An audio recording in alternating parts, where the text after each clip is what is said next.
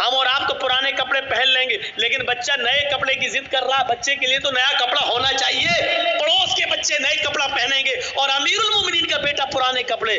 کہا میری بیوی بیت المال سے مجھے اتنی تنخواہ نہیں ملتی کہ میں اس سے اپنے بچے کو نیا کپڑا پہنا سکوں۔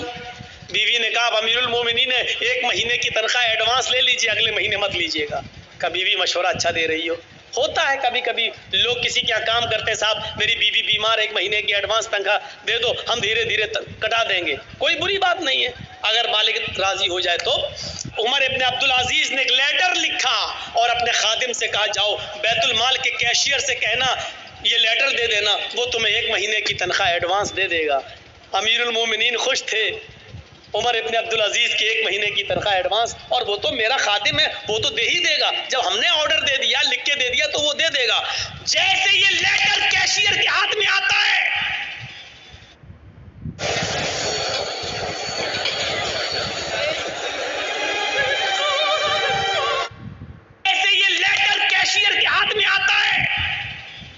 اس نے پڑھا خزانچی نے، اس میں لکھا ہے کہ کل عید ہے، میرے بچے کے پاس نئے کپڑے نہیں ہیں پہننے کے لیے، لہٰذا مجھے 1 مہینے کی تنخواہ ایڈوانس دے دو، اگلے مہینے مت دینا، اس مہینے کے اندر کاٹ لینا۔ اس خزانچی نے اس لیٹر کو پڑھنے کے بعد اندر جا کر اسی لیٹر کے پیچھے کچھ لکھ دیا، اور لکھنے کے بعد اس کو لفافے میں بند کر کے کہا جاؤ اس کو دے دینا عمر ابن عبدالعزیز کو۔ کہا انہوں نے 1 مہینے کی تنخواہ ایڈوانس منگائی، کہا میں نے اس کا جواب دے دیا ہے، اس کا جواب وہ پڑھ لیں گے، اس کے بعد آپ آنا، اگر اس کے باوجود وہ منگائیں گے تنخواہ مانگیں گے 1 مہینے کی تو میں دے دوں گا، میں نے اس میں کچھ سوال کیا ہے۔ خادم لفافہ لے کر عمر ابن عبدالعزیز کے پاس پہنچتا ہے، عمر ابن عبدالعزیز نے کہا کیا اس نے 1000 کیا اس نے 1 مہینے کی تنخواہ ایڈوانس نہیں دی؟ کہا پتہ نہیں، اس لفافے میں کچھ رکھ دیا ہے۔ لفافہ کھولا تو کیا دیکھتے ہیں کہ میرے ہی لفافے میرے ہی لیٹر کے پیچھے کچھ اور لکھا ہے، وہ پڑھتے اس میں لکھا ہوا ہے عمر ابن عبدالعزیز امیر المومنین، آپ کا حکم سراخوں پر، آپ کو 1 مہینے 5 مہینے 6 مہینے آپ جتنی کہیں اتنی تنخواہ میں دینے کے لیے آزاد ہوں، میں دینے کے لیے تیار ہوں۔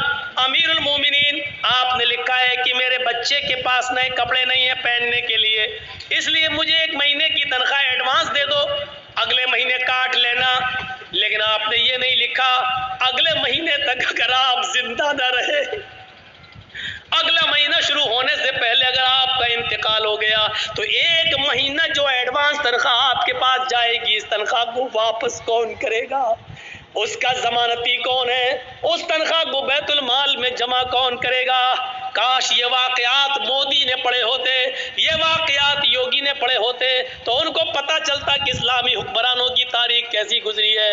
یہ بیچارے 10 اور 20 لاکھ کا سوٹ بوٹ پہن کر امریکہ کے پرائم منسٹر کا سواگت کرنے والے لوگ کیا جانے کہ حکومتیں کیسے چلائی جاتی ہیں۔ حکومت چلانا سیکھنا ہے تو سیکھو عمر ابن عبدالعزیز سے، سیکھو حضرت عمر فاروق سے، اور انہی سے سیکھی تھی مہاتما گاندھی جی نے۔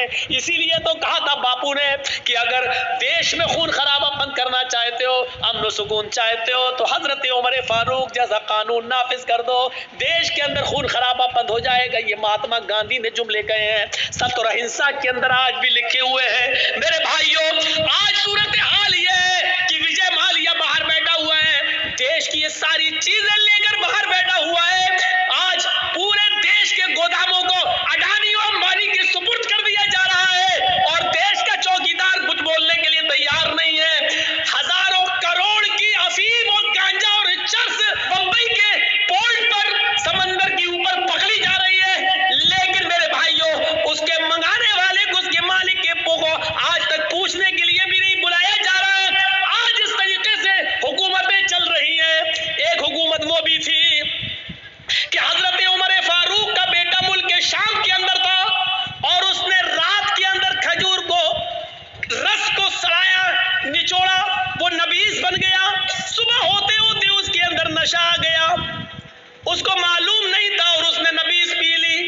عمر فاروق کے بیٹے نے نبیذ پی لی، شراب کی ایک قسم ہے، اس کو معلوم نہیں تھا کہ یہ سڑ چکی ہے اور اس میں نشہ آ گیا ہے۔ جب وہ پی لیا تو اس میں نشہ آ گیا، ملک شام کے گورنر کو پتا چلا تو حضرت عمر فاروق کے بیٹے کو بلایا اور 40 کوڑے لگوا دیے ملک شام کے اندر۔